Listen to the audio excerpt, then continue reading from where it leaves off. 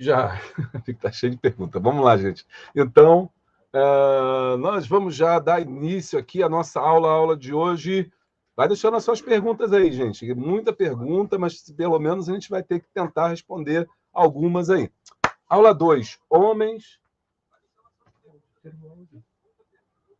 Homens e mulheres no tráfico transatlântico de escravizados. 2 pesos e 2 medidas. Vamos lá. Os objetivos dessa aula são 4 objetivos que a gente colocou, que eu quero que você preste bastante atenção para que a gente possa usufruir bastante do que vai ser falado aqui hoje. Primeiro, compreender as diferenças de gênero no contexto do tráfico atlântico de escravizados. 2, analisar as experiências vividas por homens e mulheres escravizados durante o período. 3, explorar as formas de resistência adotadas por ambos os sexos e seu impacto nas relações de poder. E 4, refletir sobre as implicações contemporâneas da desigualdade de gênero herdadas desse período histórico. Gente, na aula passada nós fizemos um apanhado geral sobre o tráfico negreiro.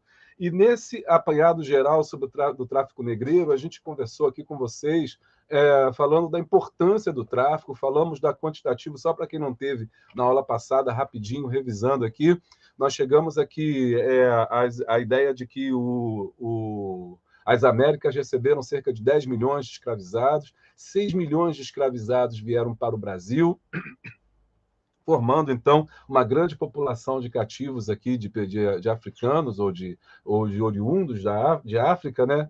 Fora do próprio continente africano. Nós vimos também que essa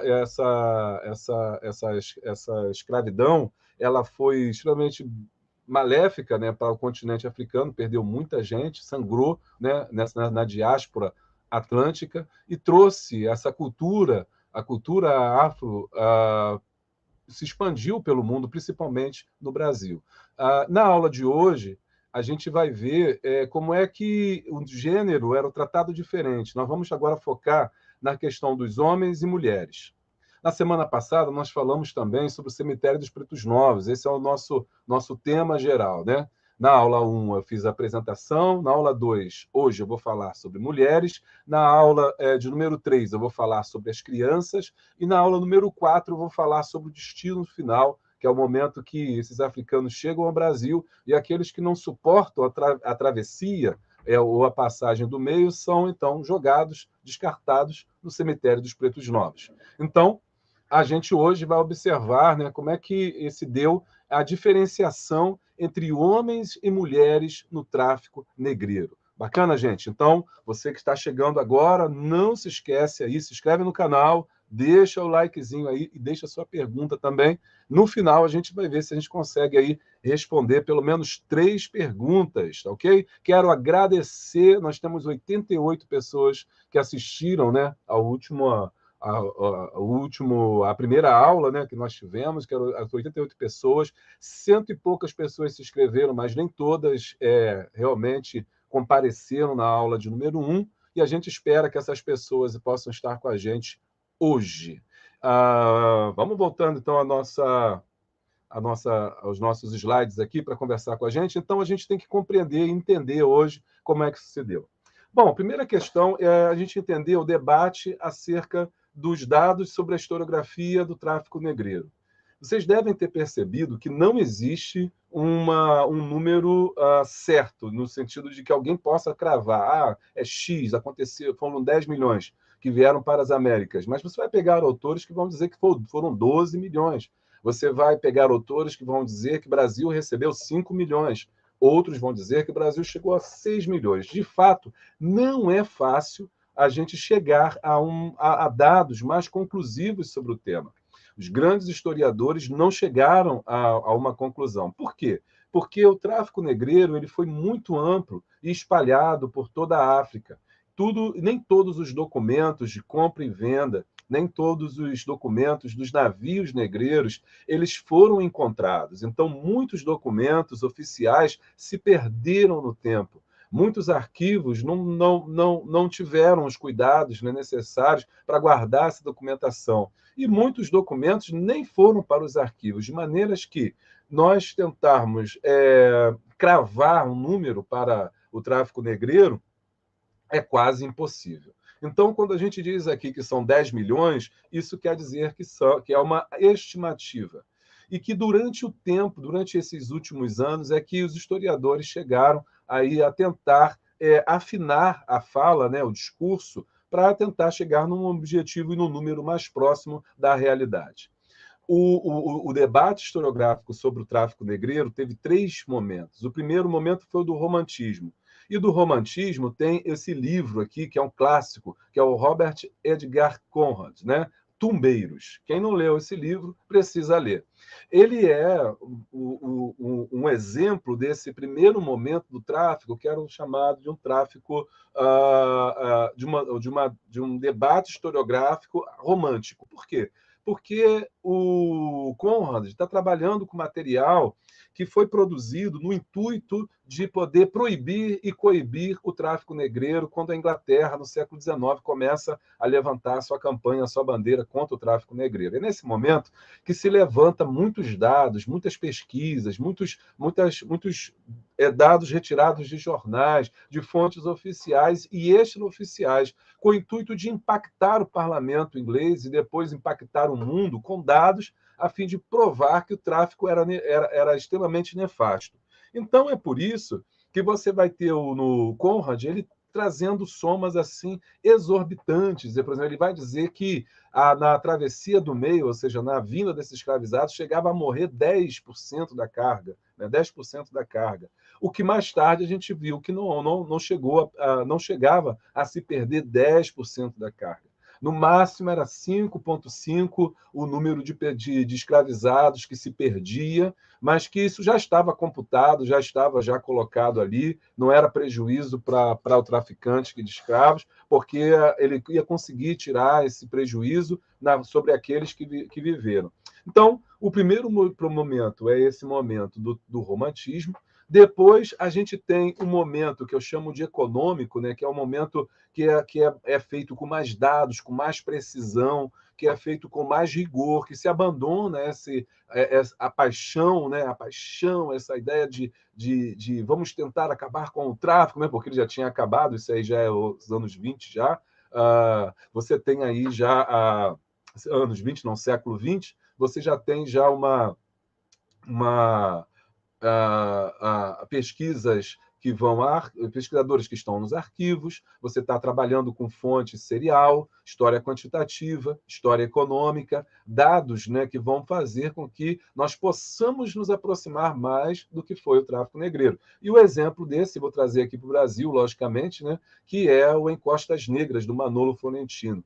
E ele vai ser uma das pessoas fundamentais aqui no Brasil para trabalhar com umas estimativas mais corretas sobre o tráfico negreiro. Hoje ele é um dos autores mais utilizados aí no Brasil, e quiçá nas Américas, para poder trabalhar com essa estimativa mais próxima da realidade.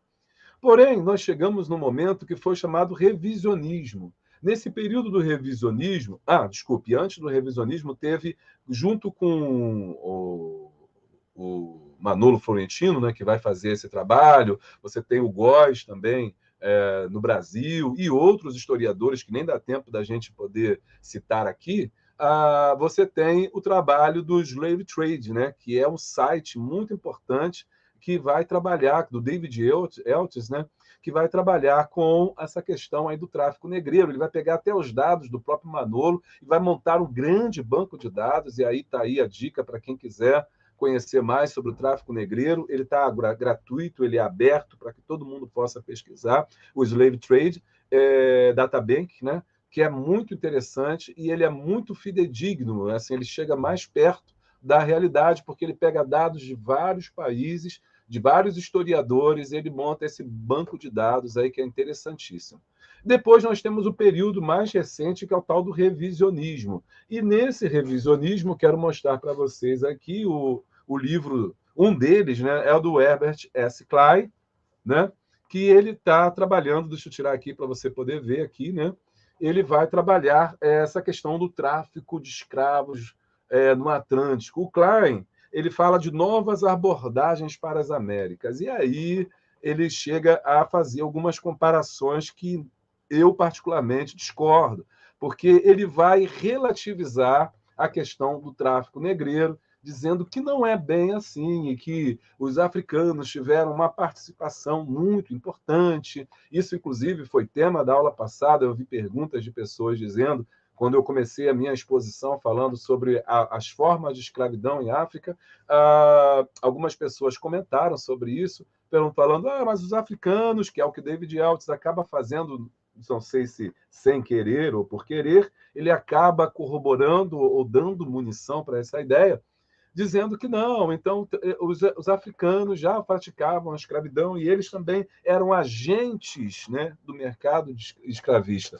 E aí a gente tem que observar isso com muito cuidado, porque, como eu disse, a escravidão no mundo antigo era diferente da escravidão do mundo moderno e contemporâneo. A escravidão em África, ela era diferente da escravidão que nós conhecemos agora, aqui no Novo Mundo, nas Américas. Por quê? A escravidão africana não tinha a coisificação do ser, ou despersonificação do ser, não transformava a pessoa em objeto. E a escravidão, agora conhecida, a partir da Revolução Industrial, principalmente, essa parte da toda a ideia de que aquela pessoa ela perde a sua persona, perde a sua personalidade, sua vontade, seu desejo, né? E ela se transforma numa coisa. E aí eu discuti justamente por isso a questão do nome, né? Do nome Pretos Novos. Então o Klein ele acaba entrando nessa onda, junto com outros historiadores. Ele chega a dizer também que o navio negreiro que transportava os africanos para as Américas não diferia em nada dos navios de guerra, né? Daqueles tempos, que as condições que a tripulação de um navio negreiro estavam submetidas eram tão cruéis como qualquer navio daquela época. É claro que o Klein, para mim, ele está extremamente equivocado, ele não está levando em conta, né, o mais importante, que é o fator humano que é colocado ali, e como que a África ela sangrou, ela sofreu, e como que os africanos eles se tornaram reféns de algo que eles achavam que era vantajoso. Quando os europeus chegam em África oferecendo armas e oferecendo cavalos, às vezes, oferecendo pólvora para guerrear, eles imaginaram que aquilo seria benéfico para eles, só que eles não sabiam que, na verdade, eles estavam se transformando em presas, em vítimas dos próprios, da própria arma que eles estavam usando, porque a África nunca mais será a mesma depois que os europeus conseguem, então, entrar em África e com a ajuda, é claro, dos próprios sobas, de muitos líderes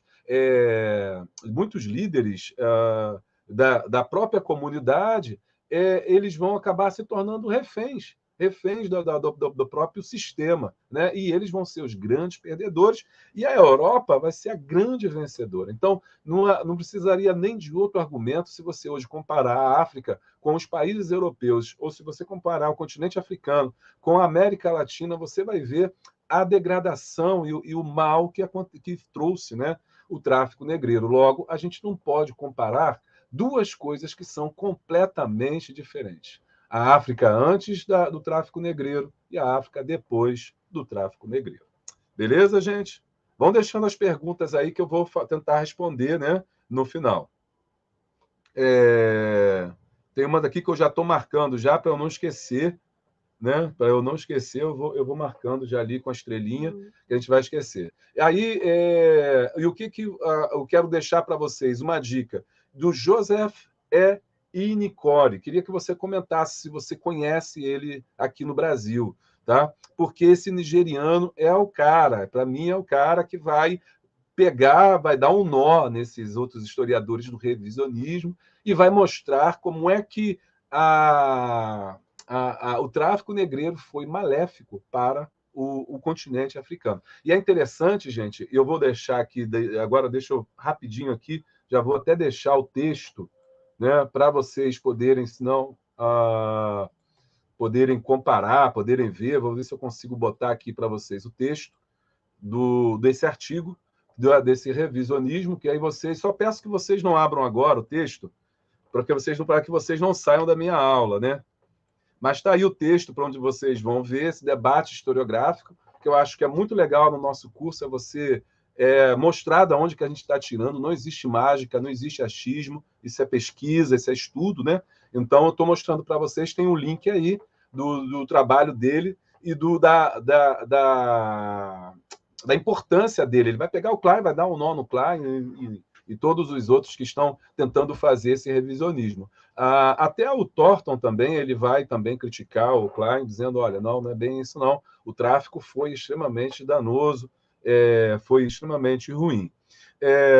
Então, o que acontece? Isso é muito importante. Eu queria que você comentasse se você conhece. Acho que o pessoal não conhece porque ninguém comentou. E eu quero, então, deixar essa dica para você poder aí ter esse trabalho dele. Comente comigo se você já leu alguma coisa dele em português, se você tem algum trabalho do Joseph Inicori.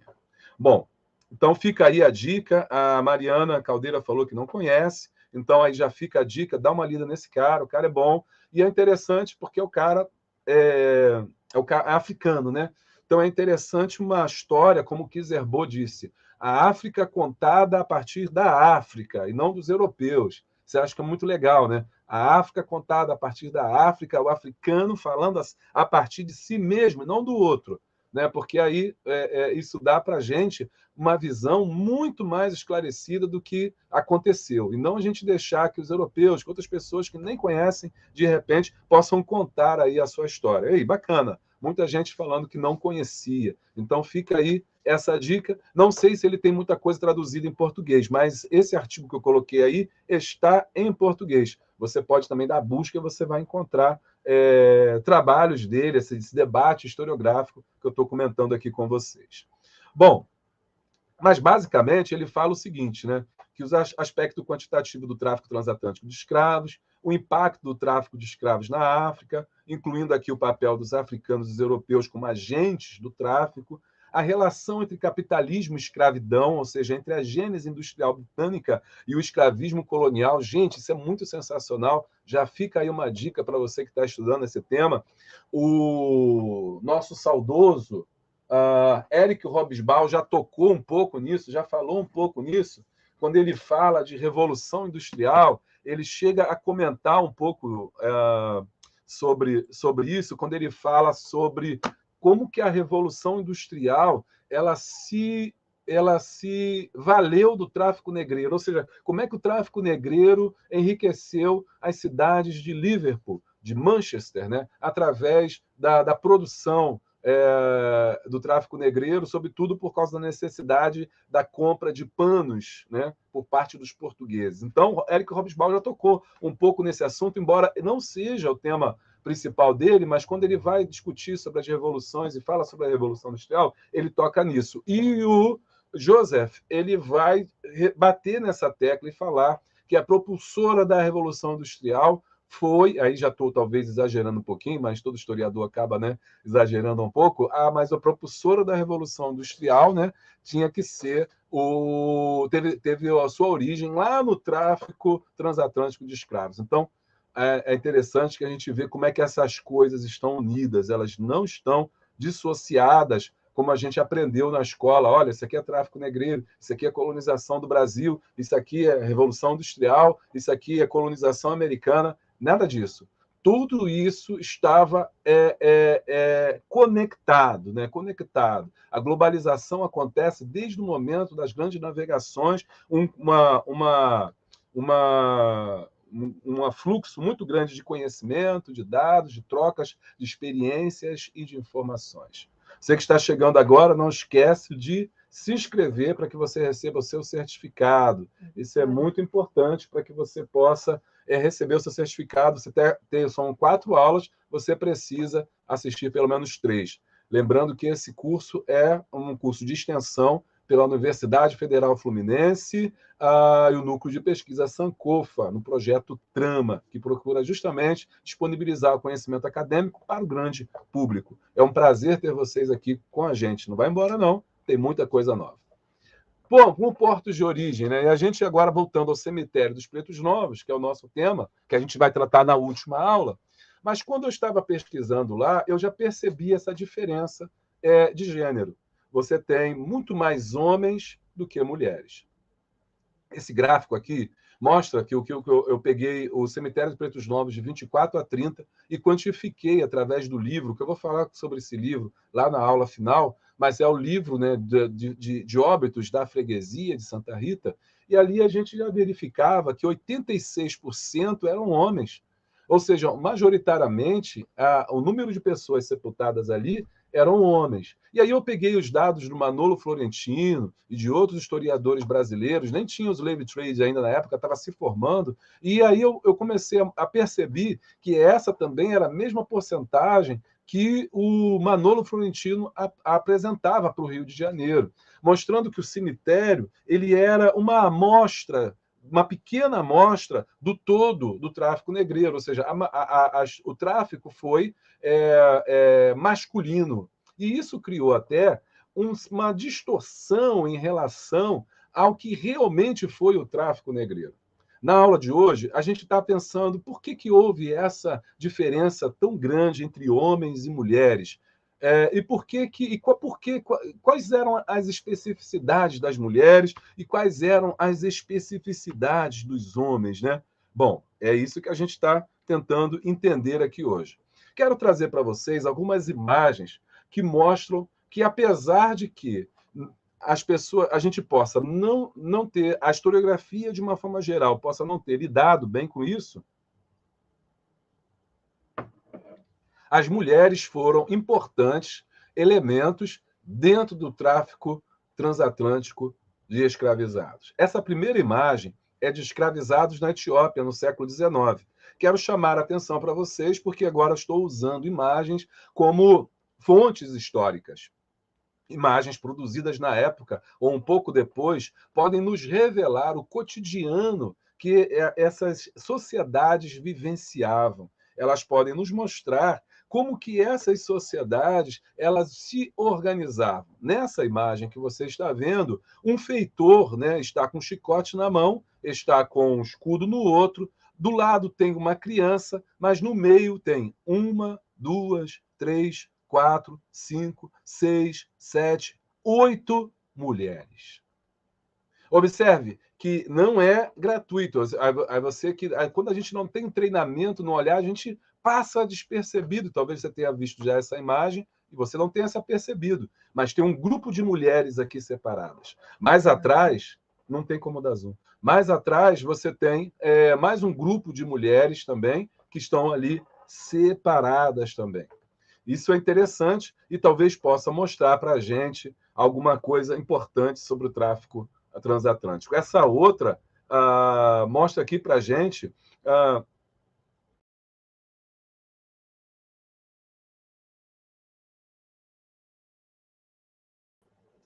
Então, é importante você observar essa outra imagem, é o mercado de escravos em Khartoum, capital do Sudão.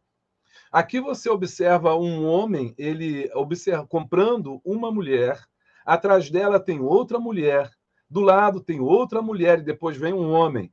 Depois, ao fundo, você tem várias mulheres cobertas. Depois, ao lado, você tem crianças e mulheres em uma bacia, como se estivessem lavando alguma coisa. Aparece? Ok? Vamos lá. Essa outra imagem é o mercado de escravos em Zanzibar, por volta de 1860. E, novamente, nós temos uma mulher. E é interessante que não é só apenas uma mulher, mas uma mulher que está acompanhada de uma criança, acompanhada do seu filho. Aos pés, nós temos uma outra criança. E um homem está examinando os dentes dela para que ela o comprador, né, ali ele possa, então, avaliar e então comprar.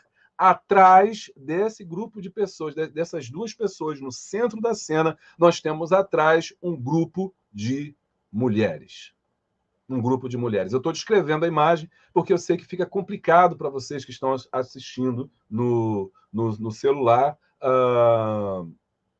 poderem ter aí essa visão. Eu estou descrevendo por conta disso. Mas as imagens você pode adquirir na internet, elas são livres para que você possa ter acesso. É que talvez a gente não esteja acostumado, né, a observar essas imagens com um foco, né, um foco mais aproximado. Eu estou hoje focando nas mulheres. Semana que vem, eu não quero dar muito spoiler, a gente vai falar sobre as crianças. Essa outra imagem também mostra comerciantes de escravos surralis árabes e seus cativos ao longo do rio Ravuna, em Moçambique. Aqui temos um homem à frente, que conduz a caravana. Depois dele, você tem um homem preso por um libambo, que é uma madeira que é presa ao pescoço da outra, e atrás tem uma mulher e uma criança. Então, o que a gente está observando aqui? Que as mulheres eram uma parte importante do tráfico negreiro, embora a gente não tenha percebido. Mais uma vez, figuras de mulheres escravizadas. Aqui você tem uma mulher, né, aqui em Moçambique, escravizada, e essa é uma escrava que é uma escrava de doméstica, é uma escrava que fica dentro de casa, e aqui do lado uma senhora escravizada, uma idosa, uma escrava idosa, que também aqui está sendo retratada. E essas imagens são muito diferentes, por exemplo, dessa aqui, dos anjos negros capturados em uma invasão de escravos sendo conduzida ao mercado de escravizados no mundo árabe. Bom, o que essas imagens estão mostrando para a gente? Primeiro, existe um quantitativo de mulheres no tráfico negreiro. Agora, a pergunta é por que elas não chegam ao Brasil, ou por que elas não chegaram via tráfico negreiro? Qual era o percurso que uma mulher ela era sujeita durante o período do tráfico negreiro? Qual era o cotidiano de uma mulher africana no contexto dos conflitos internos que a África passava? Lembra da aula passada eu falei que existia formas de você se tornar escravizado? Podia ser por dívida, ok? Então, quando você tinha uma colheita, você plantava e você perdia por algum motivo aquela colheita, você ficava devedor daquele com o qual você pegou os grãos, então você se vendia, ou vendia a esposa, ou vendia os filhos, então a escravidão por dívida. A escravidão por crime era o segundo motivo, então se você roubasse alguma coisa, se você matasse alguém, a punição seria a escravidão, então você poderia se tornar escravizado. E a terceira forma eram as guerras, ou seja, os conflitos internos entre esses grupos antigos, rivais, milenares, né? Eles traziam infortúnios para essas populações que vencidas, que uma vez vencidas, elas eram arrastadas, né, até os mercados de escravizados para ali serem vendidos. Em algumas situações, os mercadores iam até as vilas procurando na verdade, não eram os mercadores, mas eram os pombeiros, eles passavam de vilarejo em vilarejo. E em cada vilarejo que eles passavam, eles observavam se tinham prisioneiros.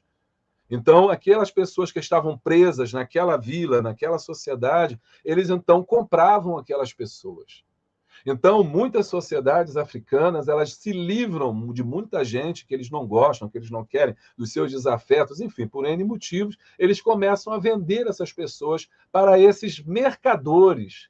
Esses mercadores, os pombeiros, eles são aqueles que vão levar esses escravizados até os mercados, os grandes mercados de escravos. Uma vez nos mercados de escravos, eles vão ser agora ali acondicionados para que possam ser vendidos, né, para os europeus. Então, essa imagem mostra bem para a gente esse complexo de relações que estão aqui nessa sociedade. Tem a questão do poder, porque quanto mais guerra eu faço, mais escravizados eu tenho. Então, tem uma relação também de pertencimento. Eu escravizo aquele que é diferente de mim, ok? Isso é importante. Eles não se veem como africanos. O termo africano é o nome que é dado pelo outro, é dado de fora, ou seja, pelos europeus. Eles não se veem como africanos, eles se veem como de acordo com as suas próprias etnias. Então, eles veem qualquer grupo étnico que não é o dele como o outro, e talvez como uma ameaça. Então, tem todas essas relações que são colocadas aqui. Agora, o que eu quero pensar com vocês é se você é um homem ou uma mulher, quais são as possibilidades de sobrevivência que você terá.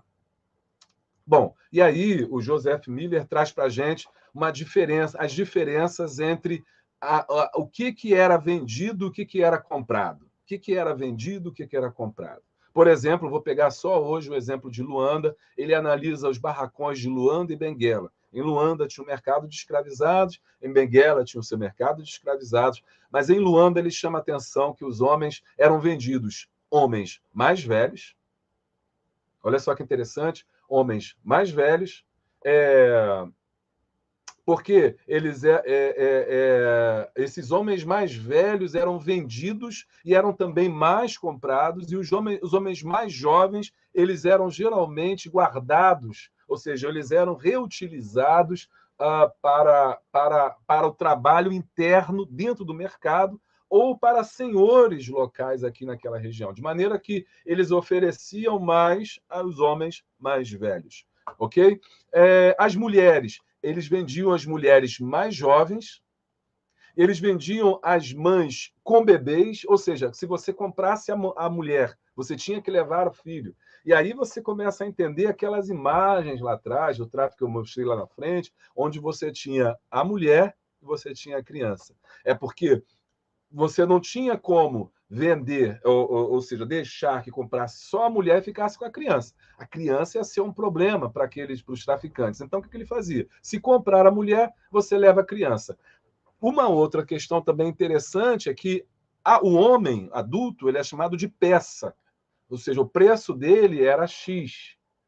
Vamos dizer assim, vamos dar um exemplo, 2X. A mulher era meia peça, uma criança era meia peça. Então, quando você comprava uma mulher e uma criança, era o preço de um homem, ok? Então, existia essa flutuação, essa jogada econômica. Então, às vezes, o traficante, ele comprava uma mulher e uma criança pelo preço de um escravizado. Então, para ele, naquele sentido, valia a pena. Então, e para o traficante, ou para aqueles que estão vendendo também, porque se ele perdesse a mulher, né, ele também, pelo menos, não ficaria com as crianças. Né? Mães com bebês também, elas tinham preferência para serem vendidas, crianças pequenas. Né? E meninas também eram vendidas também. Elas eram vendidas. Agora, só que isso não é um padrão. Isso aqui é interessante, deixa eu voltar aqui rapidinho. Isso não é um padrão, porque ao longo... O que a gente vai mostrar, o que a gente vai ver, é que ao longo dos séculos, o tráfico negreiro ele teve várias mutações que mudava de região para região e de tempos para tempos. Por exemplo, quando a gente mostra aqui para vocês, né, que os homens era procurado vender os homens mais velhos, isso foi até o século XVIII, porque no século XIX acontece uma mudança. Qual é a mudança que acontece da oferta de homens mais velhos?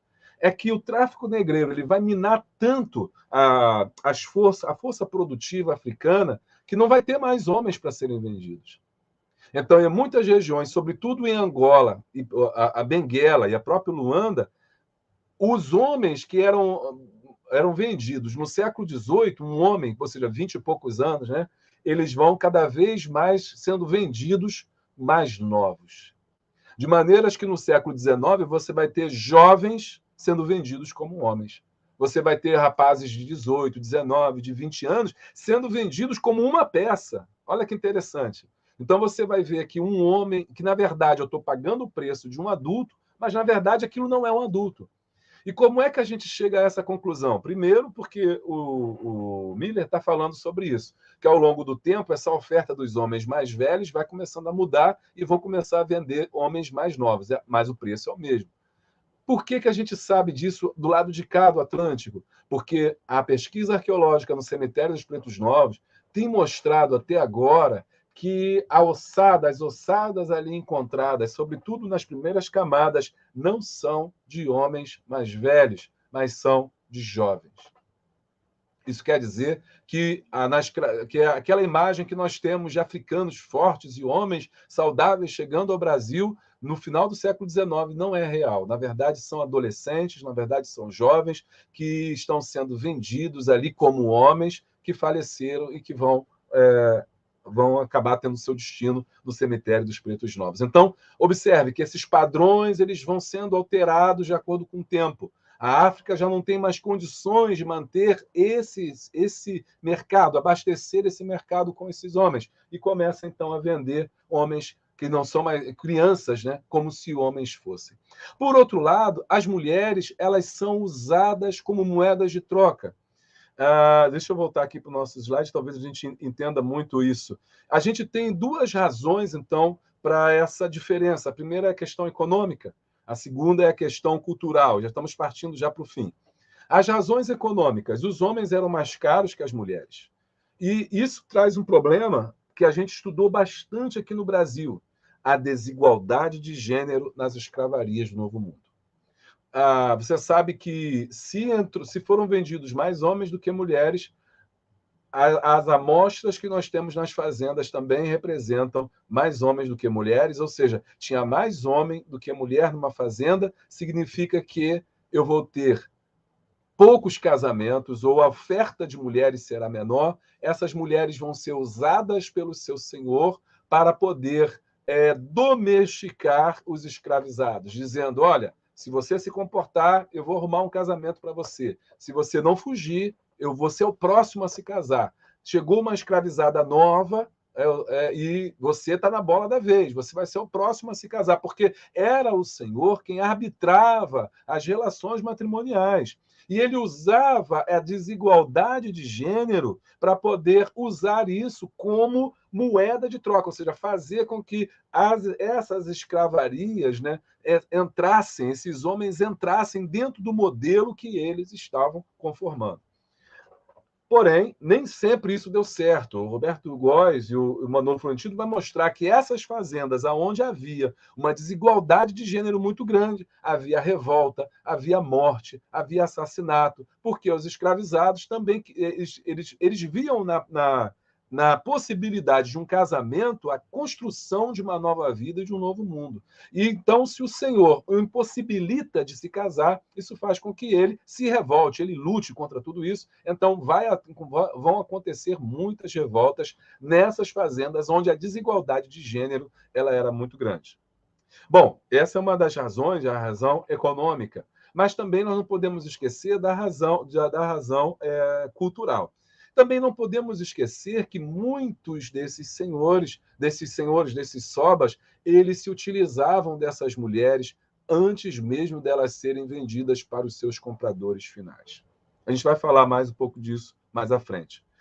Essas razões, por exemplo, a gente pode ver como razões culturais.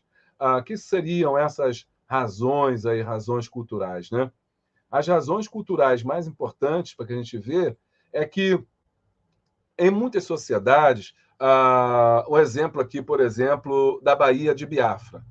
Teve um momento no século XIX que o óleo de palma ficou muito mais atrativo, a venda do óleo de palma ficou muito mais atrativo do que vender escravizado. O óleo de palma é o conhecido no Brasil, o azeite dendê, né? O dendê, que foi dos produtos mais procurados do século XIX para alimentação, para condimento, para tempero, como a gente conhece até hoje no Brasil e naquela época no mundo inteiro. Então, o óleo de palma foi muito procurado, a Baía de Biafra ela começa a se despontar na produção do óleo de palma. E o que então os habitantes dessa região, os chefes locais começam a fazer? Eles, ao invés de venderem as mulheres para o tráfico negreiro, eles por exemplo, né, elas valiam metade de uma peça, eles começaram a utilizar as mulheres na produção. Então, ao invés de vender para os europeus, elas eram usadas nas plantações. Em outros lugares, né, elas eram a África era dividida na questão do trabalho de forma diferente. Os homens estão na caça e o trabalho do campo é uma tarefa doméstica. Então, nos lugares onde as tarefas domésticas começavam a dar lucro, essas mulheres começaram a ser empregadas ali. Então, isso faz que haja essa diferença de homens e mulheres no tráfico negreiro. Muitas são aproveitadas dentro da própria localidade. Uma outra questão também, sobretudo na África Central, também era a poligamia. Muitos chefes locais e muitos homens, não são apenas chefes, mas muitos homens tinham 4, 5, 6 mulheres. Na África Central, chegou a ter homens que tinham 30 mulheres. Ora, um homem que tem 30 mulheres, está faltando mulher para o tráfico negreiro. Ele acha que é mais vantajoso usar essas mulheres para que elas possam trabalhar nos trabalhos domésticos, trabalhar nas plantações, do que ele vender para o tráfico negreiro. Então, tudo isso faz essa desigualdade de pessoas, de gênero, no tráfico transatlântico. Ok? E essa aqui mostra para a gente, nos explica aquela imagem que eu mostrei anterior, né? Essas mulheres que estão sendo aqui compradas e vendidas no tráfico transatlântico de escravos. Sabe? Sobretudo, o que a gente está observando é que, e tem historiadores que contam isso, que uma mulher, até chegar ao seu destino final, digamos que o destino final, infelizmente, dela fosse as Américas, ela já teria passado por vários senhores. Ela teria sido raptada na sua vila, ou ela poderia ter sido vendida por uma dívida, ou ela poderia ter sido presa por algum crime que o seu marido cometeu, ser vendida para um grupo de escravizados, de libambo. Esse grupo, ao chegar no mercado, ao invés de ele oferecê-la no mercado, eles ficavam com essas mulheres ali aprisionadas. Elas eram violentadas muitas das vezes nesse percurso, nesse momento. Ou seja, a gente não pode imaginar que uma mulher ela fosse capturada em janeiro e em março ela estivesse no Brasil. Isso não aconteceria. Ela ficaria muitos meses ainda no solo africano, e passando de vários donos até que ela pudesse chegar ao destino final do Brasil. Então, ela poderia, nesse momento que ela está aguardando para ser vendida, ela poderia ser violentada, ela poderia ser abusada, ela poderia ser morta ali mesmo, ela pertencia àquele grupo local que a escravizou, assim como outras. Ela poderia ser usada também de um peso de balança para completar uma carga que era preciso sair. Então, mais uma vez, ela era usada como moeda de troca. E se ela engravidasse, ela poderia ser morta, porque ela era vista como um peso que eles não queriam transportar. Se ela engravidasse, tivesse o filho, daqui a um ano, ela também continuaria sendo um peso. E aí sim ela iria ser oferecida, porque, como eu disse para vocês, a mulher e a criança valiam um peso, então, de repente, quem compra a mulher leva a filha. Agora, a gente não pode esquecer que muitos dos compradores dessas mulheres, eles compravam por motivos sexuais. Sim, eles estavam comprando essas mulheres para que elas fossem usadas sexualmente. Por quê? E isso é um ponto importante para a gente falar. Essas mulheres são vistas como a questão sexual, sim. Os compradores estão pensando nisso, no sexo, na violência. Como eu disse, é a coisificação do ser, o corpo pelo corpo, o sexo pelo sexo, né? E não estamos falando aqui de prazer, porque isso não é uma questão de prazer, isso aqui é uma questão de violência, isso é uma questão de crime, né? Que hoje nós percebemos assim, e que eles sabiam que estavam cometendo, que aquilo era errado. Então, quanta violência uma mulher passou até chegar ao seu destino final. Quando ela chega, quando ela é comprada, então digamos que ela foi capturada em janeiro, em maio ela pode estar no barracão, na beira da praia, né, para ser embarcada para os navios negreiros, ela vai ter que esperar ainda, porque depende da vontade dos compradores quererem comprar uma mulher, enfim, por aí vai. E é por isso que as imagens mostram todas elas desnudas, né? Desnudas, para quê? Para que justamente atraísse os compradores, para que elas pudessem ser compradas como objetos sexuais. E quando eu digo assim, gente, não sou eu que estou falando isso, não estou defendendo essa prática. Como historiador, estou dizendo que as fontes demonstram o que as fontes mostram. Só então elas seriam embarcadas no navio negreiro, e uma vez embarcadas no navio negreiro, seriam violentadas e usadas novamente. E ao chegarem ao Brasil, ou no caso do destino final, as que não suportaram as agruras do tráfico, elas iriam ser sepultadas no cemitério Pretos Novos. E as que suportassem iriam ser revendidas novamente, marcadas novamente, e estariam de novo debaixo do ápice do seu senhor, porque era ele que iria escolher o seu marido, o seu destino, aquela com o qual ela construiria o seu laço familiar. Gente, se a gente parar para pensar nisso, é por isso que eu achei importante comentar com vocês sobre o papel das mulheres no tráfico negreiro e que vocês possam estudar isso, que a gente possa estudar. Há poucos estudos ainda que possam dimensionar o impacto no emocional, o impacto físico, o impacto psicológico que essas mulheres foram submetidas dentro do tráfico negreiro. Não há ainda estudos que possam trazer para a gente, com todas as dados e com todas as cores, né, o sofrimento pelos quais essas mulheres passaram. Antes de eu terminar, é importante a gente falar que isso é interessantíssimo, só para a gente encerrar aqui, mas é importante a gente dizer como elas chegavam ao Brasil e construíam as suas famílias, ela ainda corria o risco de ser violentada pelo seu senhor. Isso é uma questão que a gente não pode esquecer. Ela poderia, porque na prática, não na tese, mas na prática, a sua vida pertencia ao seu senhor. Então, aquele homem era, na verdade, o marido dela, ele era um empecilho para o senhor, né, que violentava essas mulheres. E é interessante porque um estudo de casos em Inhaúma, na freguesia de Inhaúma, mostram que essas mulheres, uma vez que elas ficavam viúvas, elas não se casavam mais. Né? Elas não se casavam mais. Por que isso é interessante mostrar? Porque havia no século XIX essa ideia do que o negro é promíscuo. O homem é visto como promíscuo. Né? O homem é um animal, o negro é um animal, o preto é um animal sexual, predador. E as mulheres também, elas são, como é que eu vou dizer, sedutoras, mas não é sedutoras a palavra, me fugiu a palavra. As mulheres, elas são sensuais, mas é mais do que sensuais quando você provoca, né? Quando você lascívia, né? As mulheres, elas te provocam. A culpa não é dos homens, a culpa é das mulheres. É a mulher que provoca nele, né, o instinto para violência, né? Então, sempre isso. Então, a culpa está na mulher, a culpabilização da mulher. Então, houve estudos querendo provar que esses homens eram promíscuos e as mulheres eram promíscuas. E aí, os historiadores, como o Góes, ele vai mostrar que não.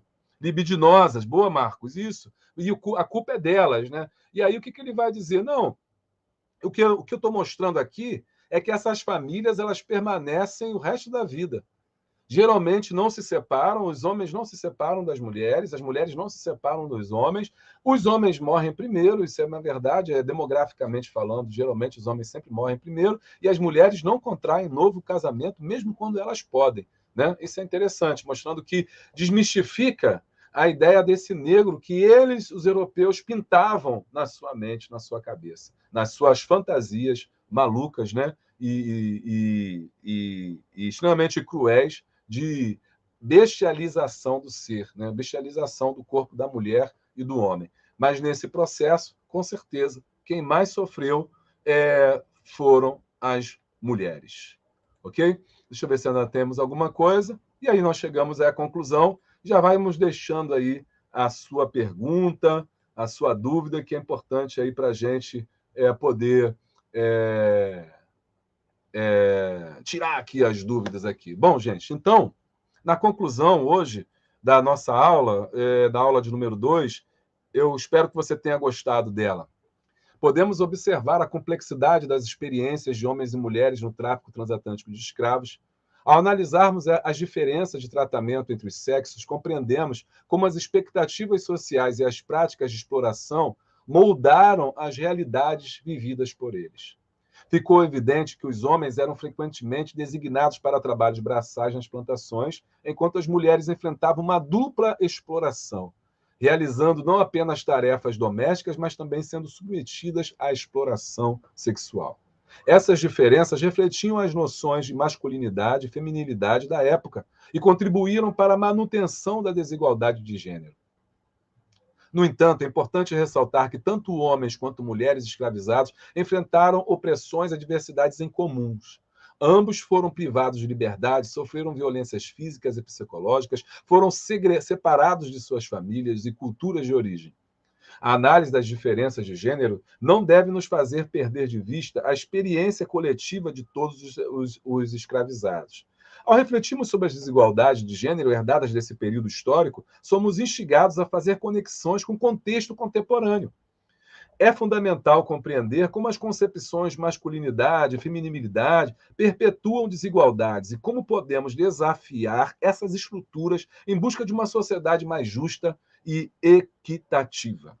Portanto, ao encerrar esta aula, convidamos você a continuar refletindo sobre as implicações das diferenças de gênero no tráfico transatlântico de escravos e a explorar maneiras de contribuir para a sociedade que valorize e respeite a igualdade de gênero. Somente através desses entendimentos e engajamento podemos construir o futuro mais inclusivo e igualitário. E aí, eu quero deixar essa duas, pelo menos, temas para você pensar sobre isso. Né? Quando eu falo que história não é passado, história é presente, a gente vê que lá no tráfico negreiro os homens valiam mais do que as mulheres, uma peça valia, um homem valia uma peça, uma mulher valia meia peça. Ainda hoje, depois do final do tráfico negreiro, em 1850, depois da abolição em 1888, em pleno século XXI, as mulheres ainda ganham menos que os homens no mercado de trabalho, desempenhando a mesma função e, muitas das vezes, com uma qualificação maior. Quando nós observamos isso na sociedade, nós não podemos deixar de perceber que isso deita as suas raízes no pensamento arcaico, excludente, misógino, perseguidor e cruel, que deu base à escravidão. O feminicídio, e o segundo ponto que quero que vocês pensem, é o feminicídio também é um dos resquícios desse pensamento arcaico, cruel, antiquado, violento e desumano da escravidão, aonde o homem ele se vê como dono, como proprietário do corpo feminino. E que ele ainda culpabiliza a vítima no sentido de jogar para cima dela, ela como uma mulher, ela é libidinosa, como disse o Marcos, ela é sensual, ela é provocante, a culpa é dela, ela sofre estupro, ela sofre a violência e o homem tenta culpabilizá-la. E quando ela não se submete a esse tipo de violência, ou seja, violência doméstica, física, sexual, psicológica, ele então a mata. Tudo isso, meus amigos, são resquícios, são momentos de um passado que não quer passar.